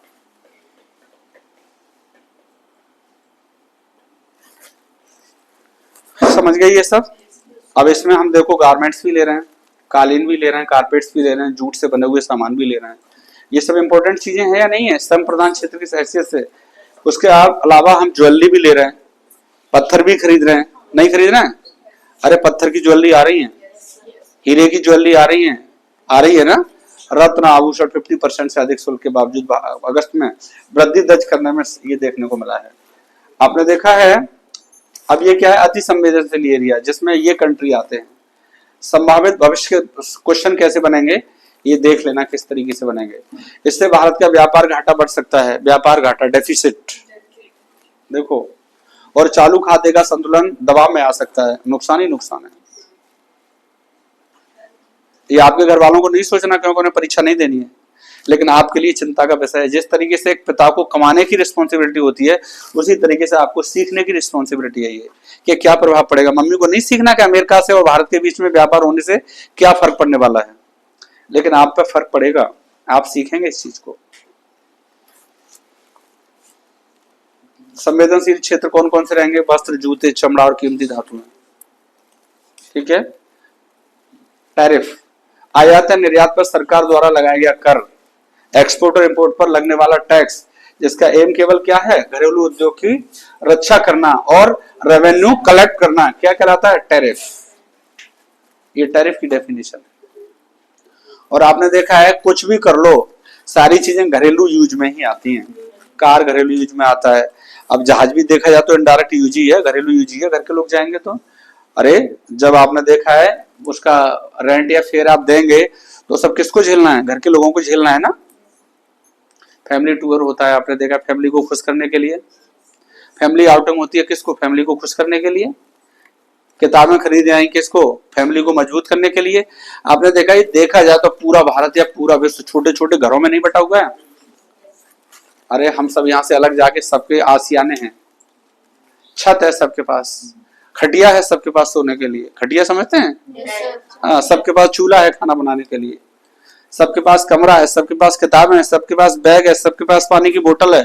तो देखा जाए तो ये सब किसके लिए लड़ाई है, छोटे छोटे घरों को मजबूत करने के लिए। किसी किसी कंट्री में कद का छोटे छोटे घर कमजोर हैं, लोग कमजोर हैं, लेकिन किसी कंट्री में हर घर मालदार है। अब आपने देखा अलीगढ़ में सेंटर पॉइंट वाले जितने भी घर बने हुए हैं, ये सब गरीब है या मालदार है यहाँ पे जो खड़े हैं। लेकिन वही देख जाइए तो देख लो तो वहां गरीब लोग भी रहते हैं। ये आइडिया हो गया कि इस सेक्टर में आपने देखा चीजें महंगी होंगी। अब सेंटर पॉइंट के होटल में आप खाना खाओगे तो सस्ता मिलेगा आपको। अब आपने देखा ढाबा पे खाएंगे तो वो ऐसे खुजला रहा है, कभी यहाँ भी हाथ डाल देगा और आपको परोस देगा, नेल्स उसके बड़े हो गए हैं, ऐसे भी कर रहा है। लेकिन सेंटर पॉइंट पर खाना खाओगे तो वेल मेंटेन मिलेगा आपको, वेल मेंटेन, साफ सफाई, प्रोटीन युक्त खाना होगा, कार्बोहाइड्रेट होगा उसमें। आप जो ऑर्डर करेंगे रिलेटेड टू क्वालिटी से भरा हुआ होगा और साफ सुथरी उसकी भाषा होगी, ड्रेस सेंस उसका अच्छा होगा। लेकिन ढाबा वाला पता नहीं उसका हाथ कहाँ चला जाए, वो पढ़ा लिखा नहीं है ना, वो 100 रुपए का है। हाँ ये सच्चाई है। अरे ढाबा पर खाना खाओगे तो कैसा मिलेगा बेटर, ये बताओ, गंदा मिलेगा। खाना किस में बनेगा, हमारे रिफाइंड में बनेगा। लेकिन यहाँ या तो मिलेगा नहीं, और मिलेगा तो क्वालिटी वाला खाना मिलेगा आपको, माहौल भी मिलेगा। 1 घंटे बैठेंगे तो आपको मजा आएगा। वो सब किसकी देन है, इसी की तो देन है। इसी के लिए तो लड़ाई हो रही है। हर लोग 5 स्टार में जाना चाह रहा है, कोई ढाबा पे जाना चाह रहा है, उसकी मजबूरियां ढाबा पे ले जा रही हैं। आप भी क्यों पढ़ रहे हो, सच्चाई में देखा जाए तो कोई इसमें ऐसा है कि मैं पढ़ने के बाद में मैं तो साइकिल से चलूंगा, मैं तो कुर्ता पजामा पहनूंगा, खाली जीवन यापन 2 रोटी खाऊंगा, इसके लिए पढ़ना है मुझे? बताओ कोई ऐसा हो तो इससे पूछ लो रवीना को, ये सच्चाई है क्या? हर आदमी इस चक्कर में है कि अच्छा घर होगा, अच्छी गाड़ी होगी, अच्छा जीवन साथी होगा, अच्छे बच्चे होंगे, अच्छी लाइफ होगी, अच्छी फ्रेंड सर्कल होगी। और ये सब किससे होगी, इसी से तो निकलेगी। पूजा जी आपके भी मन में यही है, मेरे मन में है, ये इनके मन में है, नहीं है? टैरिफ चिंता का विषय है, नहीं है चिंता का विषय। लोग कह रहे हैं कि यार वस्तुएं महंगी हो जाएंगी, कैसे यूज करेंगे? चलो जिसके पास पैसा है वो तो यूज कर लेगा, लेकिन जो गरीब आदमी है टैरिफ ज्यादा लग गया तो वो कैसे यूज करेगा? वो दवाई नहीं खरीद पाएगा, कपड़े नहीं खरीद पाएगा, सर्दियों की शॉपिंग नहीं हो पाएगी उसकी। हो पाएगी बताओ? नहीं हो पाएगी। ऐसे तुम अलग से पढ़ाई होगी कोई आपकी, निबंध ऐसे ही तो लिखोगे, यूपीएससी में 250 नंबर का ऐसे कहां से लिखोगे? यहीं से तो लिखोगे। यूपीएससी में 20 नंबर का क्वेश्चन कहां से लिखोगे? यहीं से तो लिखोगे। यही आपका सोच बनाएगा। हर जगह ले जाऊंगा आपको, पूरे वर्ल्ड में घुमा दूंगा करंट से, खेतों में भी ले चलूंगा, फैक्ट्री में भी ले जाऊंगा, अमेरिका भी ले जाऊंगा, चाइना भी ले जाऊंगा, अंडमान निकोबार द्वीप समूह ले जाऊंगा, ढाबे पे ले जाऊंगा, रेस्टोरेंट पे ले जाऊंगा। अरे जा रहे हैं सब जगह, नहीं जा रहे हैं बताओ?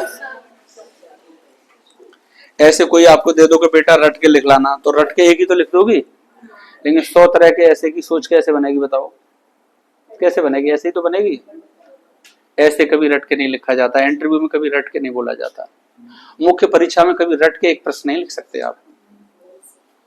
सोच विकसित करनी पड़ेगी आपको। जिस टॉपिक पर ऐसे आ जाए, जिस टॉपिक पर बोलने को वही सोच आपकी निकल के आ जाएगी कि यहाँ मेरे विचार ये हैं। और आपके विचार वो बनेंगे जब टीचर के मुंह से आप सुनेंगे, अच्छा स्पीच सुनेंगे। तभी तो मैंने बोला था 3 दिन क्लास पहले में कि अच्छा स्पीच वो दे सकता है जो अच्छा लिसनर हो। आप अच्छे से सुनेंगे तभी तो अच्छा सीखोगे। ठीक है। आर्टिकल 301 से 307 इसमें ये प्रभावित होंगे व्यापार किस तरीके से विदेशी व्यापार संसद के साथ में रेगुलेट होता है, सेंट्रल गवर्नमेंट के क्या राइट्स होते हैं, WTO से किस तरीके से जोड़ा जाता है। कोई भी व्यापार इंटरनेशनल पर होगा तो WTO की भागीदारी होगी, वो आपको डायरेक्शन देगा, WTO की बात आपको माननी पड़ेगी। WTO से नहीं जुड़ोगे तो आपका व्यापार दूसरे देशों के साथ नहीं हो सकता। ये ऐसा है कि दूध में बाल्टी निकाली चलो अमेरिका बेचा है, बताओ ऐसा होगा? नहीं, उसके रूल है व्यापार करने के, रेगुलेशन है, रूल्स हैं, एक्ट हैं, उसके बिल हैं, उसके आप उसके अकॉर्डिंग व्यापार करेंगे। कैसे माल जाएगा, उस माल का प्राइस क्या है, उसमें भारत का कितना होगा, उसमें WTO पे कितना खर्चा आएगा, बीच में कितना खर्चा आएगा, कितना आपको मिलेगा, टैरिफ कितना लगेगा, ये सब रूल है या ऐसे ही सामान भेज दोगे? आपने देखा फ्रोजन मीट जानते हो आप? अलीगढ़ में सुना होगा आपने, एलन कुछ ऐसे है, कट्टी कर है, वो स्लॉटर हाउस है, वहां पशु कटते हैं, जो खाते हैं उनको तो मजा आता है, आप क्यों मुंह बना रही हो? ठीक है, जो खाता है उसे तो मजा आता है, और सबका अपना अपना टेस्ट है। वहां पशु काटे जाते हैं, लेकिन बाउंडेशन ये है कि ऐसे पशु कटेंगे जो दूध न देते हो, ऐसे पशु कटेंगे जिनके अंदर प्रजनन क्षमता, रिप्रोडक्टिविटी खत्म हो गई हो, बच्चे पैदा करने की क्षमता खत्म हो गई हो, जिनको एक लाइन में कहते हैं ठल्ला पशु, जो संतान उत्पत्ति नहीं कर सकते, जो दूध नहीं दे सकते, जिसमें गाय भी हो सकता है, बकरी भी हो सकता है, बैल भी हो सकता है, पशु भी हो सकता है। अब यहाँ हमारे यहाँ ऊँट नहीं होते, ऊँट भी कटते हैं, आपने देखा होगा, राजस्थान में चले जाइए या और जगह कोई और भी एनिमल्स हो सकते हैं। इसका आपने देखा होगा, कभी कभी अखबारों में आप पढ़ते होंगे कि शहर में बदबू ज्यादा आ रही है आजकल, नहीं पढ़ते आप? और आवाज कौन उठाता है उसको बताओ? आप उठाओगे, कोई मतलब नहीं है उस आवाज उठाने का। आपका रिप्रेजेंटेटिव जैसे मेयर मैन होता है यहाँ का, जो मेट्रो सिटी होते हैं, नगर निगम होते हैं, उनका चीफ कौन होता है? पहला नागरिक मेयर को IAS अधिकारी मिलता है, साथ में काम करने के लिए नगर आयुक्त। मेयर बहुत बड़ी पावर है। हाँ, तो डियर ऐसी कंडीशन में आपने देखा है वो आवाज़ उठाता है कि बदबू आ रही है शहर में, लेकिन 3 दिन बाद वही कहता है अखबार में कि अब बदबू नहीं आ रही, अब ठीक है। ऐसा क्यों? सोचो बताओ।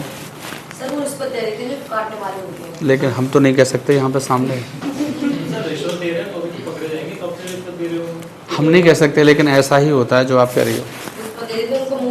और कितना आता है ये भी नहीं कह सकते हम, लेकिन रिश्वत लेना अपराध है ना, हम नहीं कह सकते कि रिश्वत ठीक चीज़ है। अब आपने देखा होगा, सोचिए थोड़ी देर के लिए,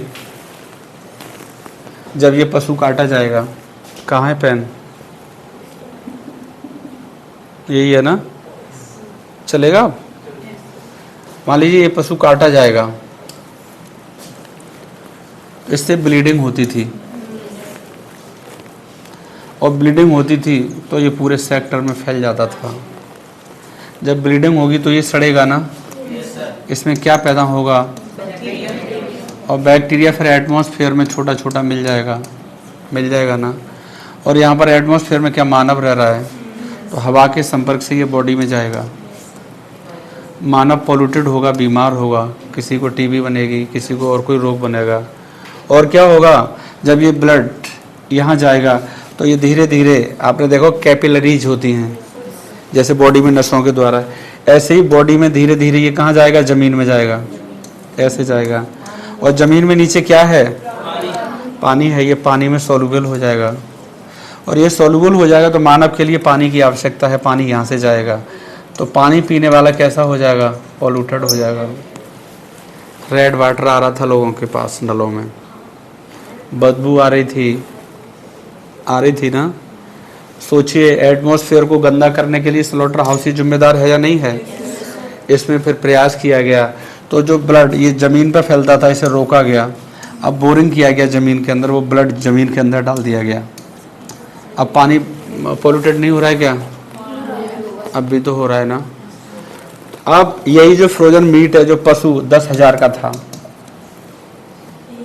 यही फॉरेन में इसकी डिमांड है। ये बढ़िया सा पीस बन के आइस में पैक होके अब ये जहाज़ से विदेश जाएगा। वहाँ इसकी डिमांड है, रे कोई ट्रक नहीं यार, जहाज़ से जाएगा। ये पूरे वर्ल्ड के कंट्रियों में सप्लाई होगा, यहाँ से एक्सपोर्ट होगा यहाँ से। अब ये मान लीजिए 100 रुपये में तैयार हुआ एक पीस या 1 kg या जो भी है, वहाँ कितना बिकेगा? 5,000 रुपये kg। अब इस पर जहाँ जाएगा उस देश के लिए भी फ़ायदा है, जो देश भेज रहा है उसके लिए भी फ़ायदा है, फैक्ट्री का मालिक है उसके लिए भी फ़ायदा है, सरकार को भी इस पर टैक्स मिल रहा है उसको भी फ़ायदा है। लेकिन आम आदमी का क्या हुआ? इसकी आवाज़ उठाई थी, लोगों ने कहा था, रिप्रेजेंटेटिव ने, वो भी बिक गया इसके हाथ, आवाज़ भी दब गई। जैसे इन्होंने बोला था वो मिल गया, फिर उसने कहा अब सब ठीक है। सब ठीक हुआ क्या सिस्टम? सब नहीं हुआ। हम ही तो रक्षक हैं और हम ही भक्षक हैं। पॉल्यूशन बढ़ा या घटा? पहले तो गिद्ध प्रजाति भी होती थी, मरे हुए पशुओं को खा जाती थी, अब तो वो भी नहीं है।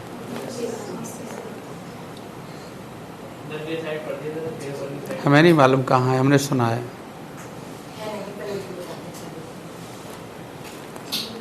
आज आपने देखा है पूरे शहर में पानी पीने लायक नहीं रह गया है। हैंडपंप का पानी पी लेंगे अब? मुझे लग रहा है किसी भी शहर में चले जाओ, डेंसिटी इतनी बढ़ गई है कि सब लोग आरओ का पानी पी रहे हैं, प्योरीफाइड करके पी रहे हैं या नहीं पी रहे हैं। मुझे लग रहा है आपके सबके घरों में आरओ लगा होगा। लगा है नहीं लगा है? हाँ, आपके यहाँ नहीं होगा, इनके यहाँ नहीं होगा, किसी और का नहीं होगा, लेकिन ज़्यादातर मैक्सिमम लग गया ना।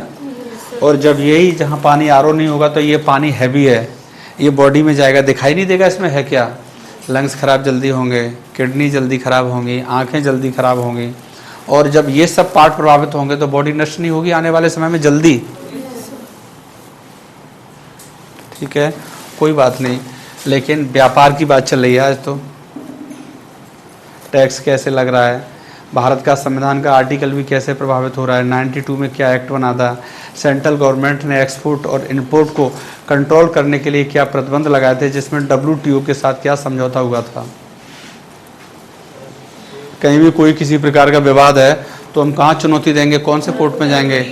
वर्ल्ड ट्रेड ऑर्गेनाइजेशन, जो कि पूरे वर्ल्ड का ही एक है या दो हैं? एक है। ये बिल्कुल सही समझा आप। कहाँ जाएंगे अब हम? यहाँ। ठीक है, कंक्लूजन क्या निकल के आया? जो अमेरिकी टैक्स है भारत के निर्यात पर नकारात्मक प्रभाव डालना शुरू कर चुके हैं। भारत का यदि व्यापार प्रभावित होगा तो हम प्रभावित होंगे। अरे पैसा आएगा तो नौकरी हमको मिलती नहीं मिलती, पैसा ही नहीं होगा तो नौकरी कम नहीं हो जाएगी। नौकरी तो हम नाम ले लेते हैं क्योंकि हमको ज़रूरत है, जल्दी समझ जाओगे तुम, लेकिन बहुत सारी चीज़ों की हमको ज़रूरत है ना, वो सब प्रभावित होंगी या नहीं होंगी? वो तो IAS PCS की नौकरी ऐसी है कि इसमें कोई चेंजिंग नहीं आ रही है। बाकी सेक्टर में तो नौकरियों पर प्रभाव पड़ा है ना। आपकी नौकरी एक सेफ है, इनकी नौकरी नहीं आई। देखो 2020-22 में फॉर्म डाला था लोगों ने, परीक्षा नहीं हुआ आज तक, क्योंकि परीक्षा हो जाएगा, ज्वाइनिंग हो जाएगी तो सैलरी देनी पड़ेगी, नहीं देनी पड़ेगी। ठीक है, तो देखिए इसका प्रभाव पड़ रहा है, नहीं नकारात्मक प्रभाव डालना शुरू हो चुका है। विशेष करके किस सेक्टर में, देखिए आप ये पढ़ते जाइए। निर्यात गति को धीमा कर सकता है, व्यापार घाटा बढ़ सकता है। इससे निपटने के लिए भारत को द्विपक्षीय वार्ता निर्यात प्रोत्साहन योजनाएं बनानी पड़ेंगी और अमेरिकी बाजारों में कई तरीके से हमको बात करनी पड़ेगी, जोर देना पड़ेगा, ध्यान देना पड़ेगा इस पर। यानी ना चाहते हुए भी हमको समझौता करना पड़ेगा, बात रखनी पड़ेगी। वो मानता है नहीं मानता वो अलग चीज़ है।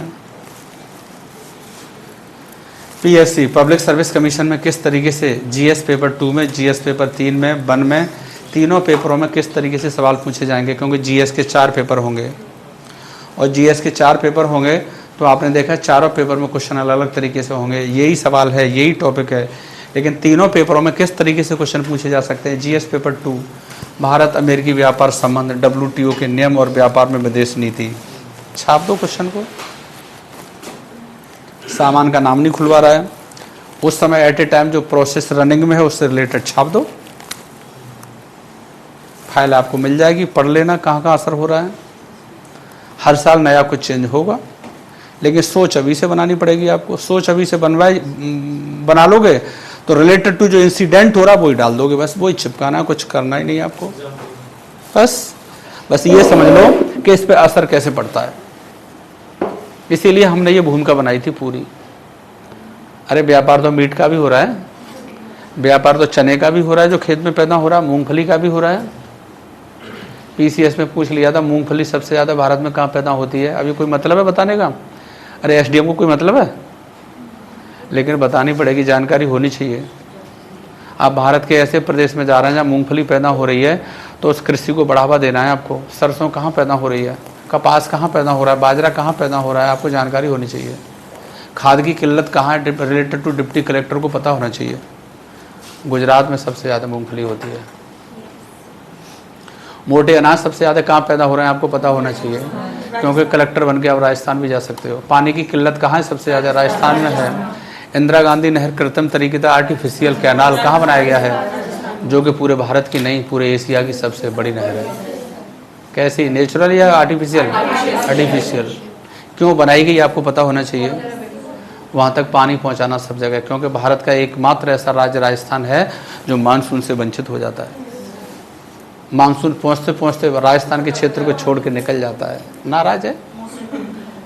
अरे नाराज़ी तो है, क्यों छोड़ता है राजस्थान को? राजस्थान के हालात ऐसे बन गए, इसीलिए वहाँ पर कैक्टस, नागफनी और कटीली झाड़ियाँ पाई जाती हैं। पूछ लेगा, भारत का ऐसा प्रदेश जहाँ रेगिस्तान है, वहाँ की वनस्पतियों का विस्तार से चर्चा कीजिए। 20 नंबर का सवाल है, लिखना पड़ेगा ना।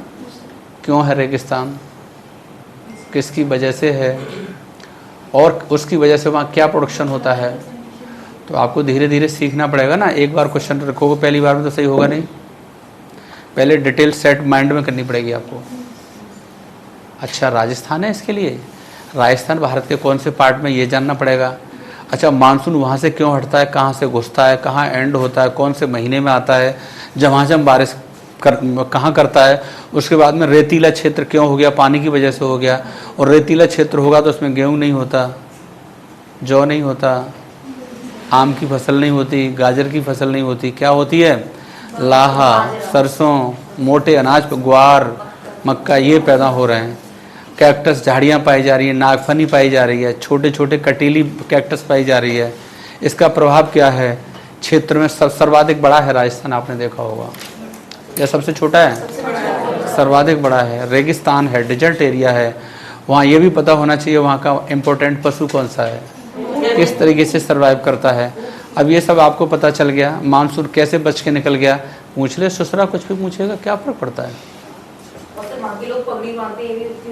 वो कल्चर में आ जाएगा, इसमें नहीं आएगा। वो कल्चर है वहाँ की। वहाँ की महिलाएं, कल मैंने बताया था, शर्ट पहनती हैं, सर्कल वाला लहंगा पहनती हैं, टैटू गुदवाती हैं, ये सब कल्चर के सवाल हैं। वहाँ का मुख्य पशु क्या है, ठीक है। ये तो राजस्थान में ये भी पूछ लिया है, तगड़ी कहाँ पहनी जाती है, कल्चर है ये। कहाँ पहनी जाती है तगड़ी, ये राजस्थान में नहीं, महिलाएं कहाँ पहनती है, राजस्थान थोड़ी पहनेगा, देख रहे हो। अब आप क्वेश्चन ठोक रहे हो, नाक में पहनी जाती है तगड़ी, तो ये ठीक नहीं है ना। ये पीटी में राजस्थान के पीसीएस में क्वेश्चन पूछा गया है कि तगड़ी कहाँ पे, तांबड़ी नहीं, तुम नई बात निकलती है, कमर में पहनी जाती है। क्योंकि आपको पीसीएस तो मुझे लगता है 3-4 राज्यों का देना चाहिए कम से कम।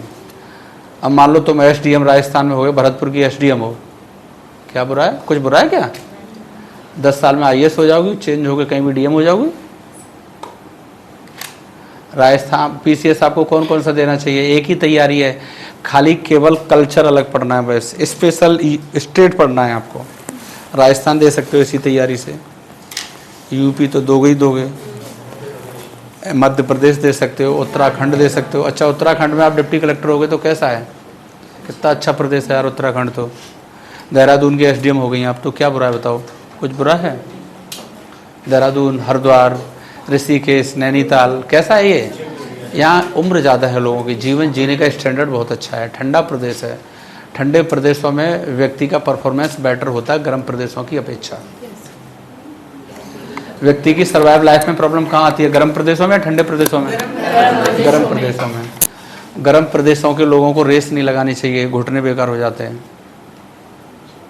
हाँ, हम लोगों के लिए कभी रेस नहीं लगानी चाहिए, केवल वॉकिंग करनी चाहिए।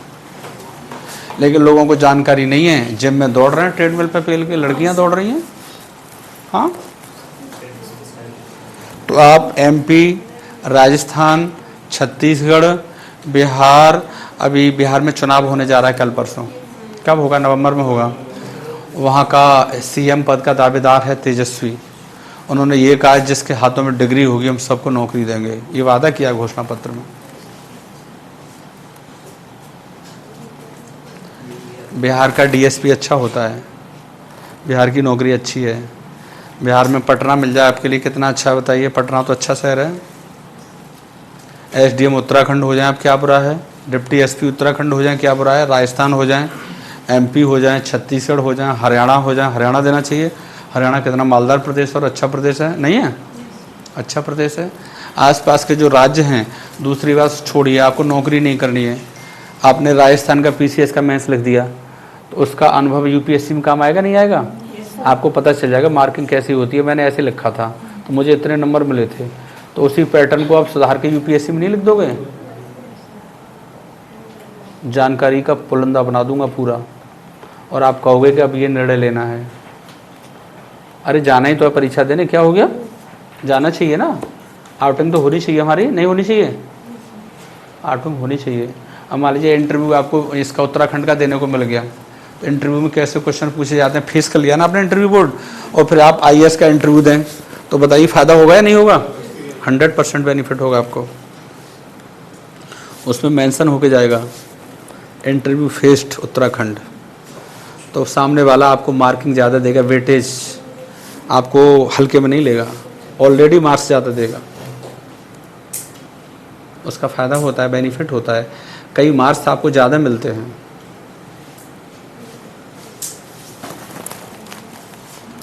जीएस पेपर 3 बाह्य क्षेत्र, व्यापार नीति, अर्थव्यवस्था पर प्रभाव, भुगतान संतुलन, कैसे व्यापार बनेगा, अर्थव्यवस्था पर प्रभाव क्या पड़ेगा जब लेन देन एक्सपोर्ट इंपोर्ट होगा, तो व्यापार नीति हमारी मजबूत होगी जब लेन देन होगा, तो यार टूटेगी, मजबूत होगी हमारी, और बाह्य क्षेत्र से हम जुड़ेगी भारत की अर्थव्यवस्था। ठीक है, अब कहाँ से जुड़ेगी वो आप जो कंट्री प्रोसेस में उनके साथ जोड़िए।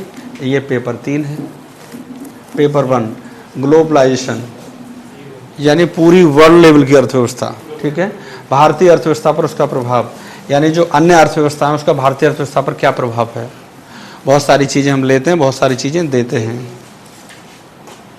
और आईएएस में डायरेक्ट पिछले साल या 2 साल पहले या 4 साल पहले, 3 साल पहले क्वेश्चन पूछा गया है, बंद अर्थव्यवस्था क्या होती है।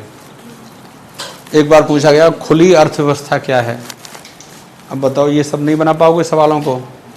बंद में ये है, क्लोज में ये है कि एक भारत का किसी के साथ व्यापार और लेन देन, एक्सपोर्ट इंपोर्ट बंद, और खुली क्या है, एक्सपोर्ट और इंपोर्ट चालू। बस ये तीनों तरीके के क्वेश्चन आएंगे। अब प्रारंभिक परीक्षा पीटी शुल्क से पूछ लेगा, निर्यात, व्यापार, घाटा, डब्ल्यूटीओ, समझौते की संकल्पनाएं, ये फैक्ट दे सकता है। ठीक है, अब देखो इसमें ऐसे में भी व्यापार संरक्षणवाद यानी ट्रेड प्रोटेक्शन और उसका उभरती अर्थव्यवस्था पर प्रभाव, यदि ऐसा होता है तो भारत की उभरती अर्थव्यवस्था पर नेगेटिव और पॉजिटिव प्रभाव बताओ। अरे चालू है तो पॉजिटिव है, टैरिफ कम है तो पॉजिटिव है, टैरिफ ज़्यादा लग गया तो नेगेटिव है। अब ये आपको समझना है कि देश कहाँ से गुजर रहा है, किस तरीके की स्थिति में, तो इस पर निबंध लिख सकते हो। अरे सीधी सीधी बात है ना, किसी देश के साथ हम जुड़े हुए हैं तो भारत की अर्थव्यवस्था कैसी रहेगी, पॉजिटिव रहेगी ना। और हमको कौन सा देश किस सेक्टर में ज़्यादा प्रभावित कर रहा है, किस सेक्टर में हम नेगेटिव हैं, किस सेक्टर में पॉजिटिव हैं, ये सब हमको पता रहना चाहिए। तो सिस्टमेटिक तरीके से आपको एक एक चीज़ समझनी होगी। अब देखो ये सवाल बन गए जीएस पेपर 2 में, जीएस पेपर 3 में, जीएस पेपर 1 में, प्रारंभिक परीक्षा में, और निबंध पत्र कैसे बनेगा। सारी चीज़ें हमने निकाल के दे दी। ये सब लिखिए, इनको कोशिश करिए। क्वेश्चन जरूरी थोड़ी है पहली बार में आप सही लिख पाएँ, कोशिश तो करिए। एशिया में डिसइंफ्लेक्शन की स्थिति, भारत का प्रदर्शन कैसा है, इसमें कैसा है। ठीक है, देखिए डेफिनेशन क्या है, मुद्रास्फीति दर में सतत गिरावट की स्थिति, डाउनफॉल आ रहा है। इन्फ्लेशन, डिसइंफ्लेशन, इसमें कीमतें घटती नहीं हैं बल्कि धीमी गति से बढ़ जाती हैं, धीरे धीरे बढ़ती हैं। ये पीटी के सवाल बनना है सीधे। डिफ्लेशन से भिन्न, जहाँ कीमतों में वास्तविक गिरावट आती है, ये डिफरेंट है। ठीक है, डिफ्लेशन यस, अब ये सीख लो इसका क्या है, ये आज ही सीख लो, अभी सीख लो, कल के लिए छोड़ो ही मत ही। इसमें पीटी का सवाल हो जाएगा, और पीटी के सवाल जो लाइन वाले आते हैं ना 1 2 3 4 इनमें से कौन एक सही है कौन गलत है, चारों सही हैं या 2 सही हैं या 3 सही हैं, 1 3 4 सही है या 2 3 1 सही है, या इनमें से कोई एक सही नहीं है, तो ये क्लियर कर लो, यहाँ पे सवाल बन जाएगा आपका। बड़े सवाल आते हैं ना, एक पेज पे 3 4 आते हैं केवल, आपके लिए एक लाइन का पूछ लेगा, खाली आपके लिए एक लाइन का पूछेगा, ठीक है। भारत की सिचुएशन 2025 में मुद्रास्फीति दर आरबीआई के लक्ष्य बैंड 2 से 6% के निचले सिरे तक पहुंच चुकी है। 19 से निरंतर मूल्य दबाव के बाद यह शिथिलता आई है। थोक मूल्य सूचकांक WPI में 2 महीनों तक डिफ्लेशन में रहा है। दक्षिण कोरिया, फिलीपींस, मलेशिया लक्ष्य से नीचे मुद्रास्फीति है। चीन, थाईलैंड फूड डिफ्लेशन की सिचुएशन है, और कॉजेज इसके क्या हैं, ये हैं कच्चा तेल, खाद्य पदार्थ के दामों में नरमी, मांग में कमी हो गई, और चीन की आर्थिक सुस्ती से वैश्विक स्तर पर डिफ्लेशन का प्रसार हो गया। ये इसके रीजन थे जिसकी वजह से ऐसा हो गया। ओके, चीन की भूमिका क्या है, घरेलू मांग में कमजोरी और अति उत्पादन, सस्ते निर्यात हो गए। चीन का उत्पादक मूल्य सूचकांक PPI सितंबर 2022 से डिफ्लेशन में आ गया। विश्व निर्माण में 30% से हिस्सेदारी के कारण चीन का मूल्य पतन वैश्विक और भारतीय कीमतों को दबा रहा है, ठीक है। अब आप ये बताइए, ये पेन है, ये खास साहब ने पेन बनाया 10 रुपए में, लागत कितनी आई 10 रुपए में, तो ये कितने का बेचेंगे, 12 रुपए का बेचेंगे, 11 रुपए का, 10 में 9 का तो बेचेंगे नहीं, 10 का बेचेंगे तब भी लॉस है। और चीन ने क्या किया, यही पेन 8 रुपए में बना के दे दिया हमको। अब इनके सामान को खरीदेगा, चीन का माल बिकेगा, भारत का माल नहीं बिकेगा। क्या कह रहा है, देखो भारतीय कीमतों को दबा रहा है। अरे वस्तु वही तो खरीदेंगे जो हमको सस्ती मिलेगी, हम क्यों खरीदें भारत के प्रोडक्ट को। चाइना में ये क्वालिटी है कि बेटा तुम बनाओगे उससे सस्ती बना के हम बढ़िया देंगे आपको, वो भी लॉस में थोड़ी दे रहा है, टेक्नोलॉजी है उसकी अच्छी। अब ये मोबाइल भारत में बनना है 10,000 का और चाइना दे रहा 3,000 का, तो 10,000 पे भी सपना नाचेगी और 3,000 में भी सपना नाचेगी। कौन सा लिया जाएगा, 3,000 वाला 10,000 वाला। देखो अब भारत का माल बिकेगा, नहीं बिकेगा। ये कंट्री से ज्यादा सस्ते में वो बेचता है, बेचता है। वर्ल्ड ट्रेड ऑर्गेनाइजेशन में ना इसका एक प्रोविजन भी है कि इसको एंटी डंपिंग ड्यूटी लगा सकते हैं। ये सारी चीज़, और इसके पीछे एक चीज़ नहीं होती, मार्केट पॉलिसी के लिए कई चीज़ें जिम्मेदार होती हैं। कभी कभी तो मार्केट में बने रहने के लिए हम प्राइस टू प्राइस में भी सेल करते हैं, यस, जिससे कि वहाँ मार्केट आपकी बनी रहे, पर वो शॉर्ट टर्म के लिए शॉर्ट टर्म के लिए होता है। व्यापारी भी आपने देखा है माल में क्या बताओ, जैसे एक दुकान है, आप सामान लेने जाओ तो सबको पता है कि चीनी किस रेट बिकती है, लेकिन इलायची के दाम क्या है आपको पता नहीं होगा। सबको पता है चावल के दाम इतने हैं, 90 रुपए हैं, बाकी चीज़ों के दाम पता नहीं होते, लेकिन वो जानता है कि अब जैसे चाय की पत्ती है, चाय की पत्ती 250 ग्राम 250 रुपये की है, और सबको पता है, और आप सामान 5,000 का लेने जाएंगे तो चाय की पत्ती जो ताजमहल की 250 रुपये की है वो लगाएगा 240 रुपये आपको, और जब आप पर्चा चेक करेंगे अरे यार ये तो 250 का, इसने 240 का लगाया है, परमानेंट ग्राहक हो गया आपका। बाकी कुछ ऐसे सामान है जो 200 रुपए के थे उसने 250 के लगा दिए, मार्केट में कस्टमर को लेने के लिए। यस, पार्ले बिस्किट है, सबको रेट पता है, ठीक है। अब 10 पैकेट मान लीजिए सब जगह 50 रुपए के आ रहे हैं, उसने कहा आपको 45 रुपए के हैं, 5 रुपए कम कर दिए, दूसरी जगह से उसने 100 रुपए कमा लिया आपसे। अब बताइए आप उसकी दुकान को छोड़ेंगे? अब वो दुकान आपके लिए व्यापार का अड्डा बन गया।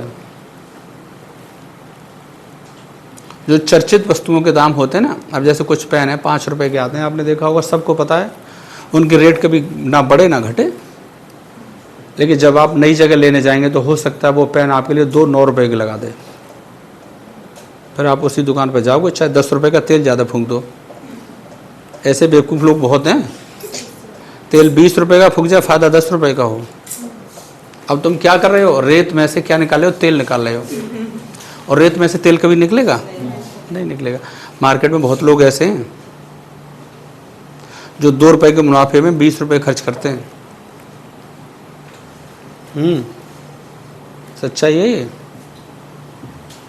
वो योर कहता है कि ये आपके लिए स्पेशली और दिया जा रहा है, फिर आप 4 जगह और बोलोगे कि वो फलाना मॉल बहुत अच्छा है, वहाँ हर चीज़ सस्ती है, वो फिर उससे बोलेगा।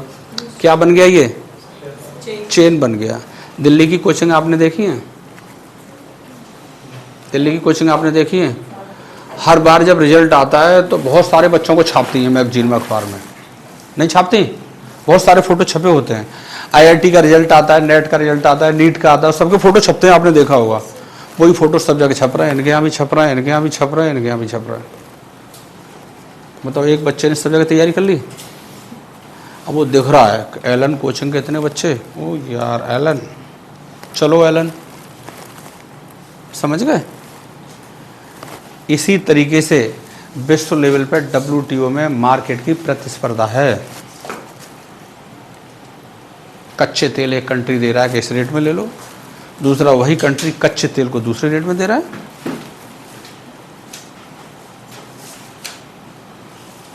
चावल का दाम है, भारत की मुख्य खाद्यान्न फसल है, चावल बिकना ही बिकना है। तो जो मारवाड़ी बनिया है वो होशियार है, वो समझदार है।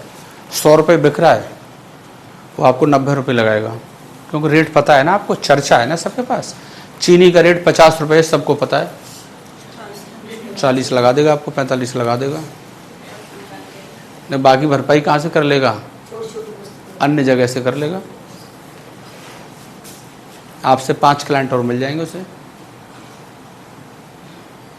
यदि अमेरिका की भारत की दोस्ती होगी तो अमेरिका कई कंट्रियों को अपने साथ जोड़ लेगा। देखो भारत भी जुड़ा हुआ है, भारत अपने साथ जोड़ लेगा, देखो हम भी वहाँ से ले रहे हैं सामान। छोटे छोटे कंट्री तो पीछे चलते हैं ना। निर्णय किसका होता है? बड़े कंट्री का होता है, छोटे दब जाते हैं, उनको ज़रूरत पड़ती है। अभी बाढ़ आ जाए किसी कंट्री में, भारत की बात नहीं मानेंगे तो भारत मदद नहीं करेगा उनकी, चाइना मदद नहीं करेगा, दब जाएगा, डूब जाएगा पानी में। भूकंप आ जाए, दबे रहेंगे, 10 साल तक उभर नहीं सकते। इसीलिए सुना होगा आपने, बड़े कंट्री छोटे कंट्रियों की मदद करते हैं। 2 ट्रक आटा भेज दिया, गेहूँ भेज दिया, चावल भेज दिया, मसाला भेज दिया, घी भेज दिया, या 1 करोड़ की मदद कर दी, 5 करोड़ की मदद कर दी। नेपाल है, कभी संकट आता है मदद करते हैं, आपने देखा होगा। भूटान की मदद करते हैं हम। हमारा प्रधानमंत्री जब भी बनता है, कोई समझदार हो तो सबसे पहले भूटान जाता है, क्योंकि पड़ोसी मुल्क है। फायदा है उससे दोस्ती करने में, नुकसान है? भले ही उसकी अर्थव्यवस्था छोटी मोटी है, लेकिन कभी जरूरत पड़ी तो खड़ा तो रहेगा आपके साथ में। टाइम हो गया, ठीक है। RBI का डाटा इसी में देख लेना। देहरादून में मूसलाधार बारिश हो रही है, जिसकी वजह से आकस्मिक बाढ़ आ गया है। ये समझना पड़ेगा आपके लिए, मैं कल कराऊंगा इसको, ठीक है। देहरादून में बादल क्यों फटते हैं? सोचा है कभी? बादल फटना है क्या? लोग जानते नहीं बादल फटना क्या है। ये एकाएक पानी निकल पड़ना, यस, ठीक है। तो ये देख लेना सब, ओके। बादल फटना, आकस्मिक बाढ़ की परिभाषा, डेफिनेशन, ठीक है भैया, थैंक यू।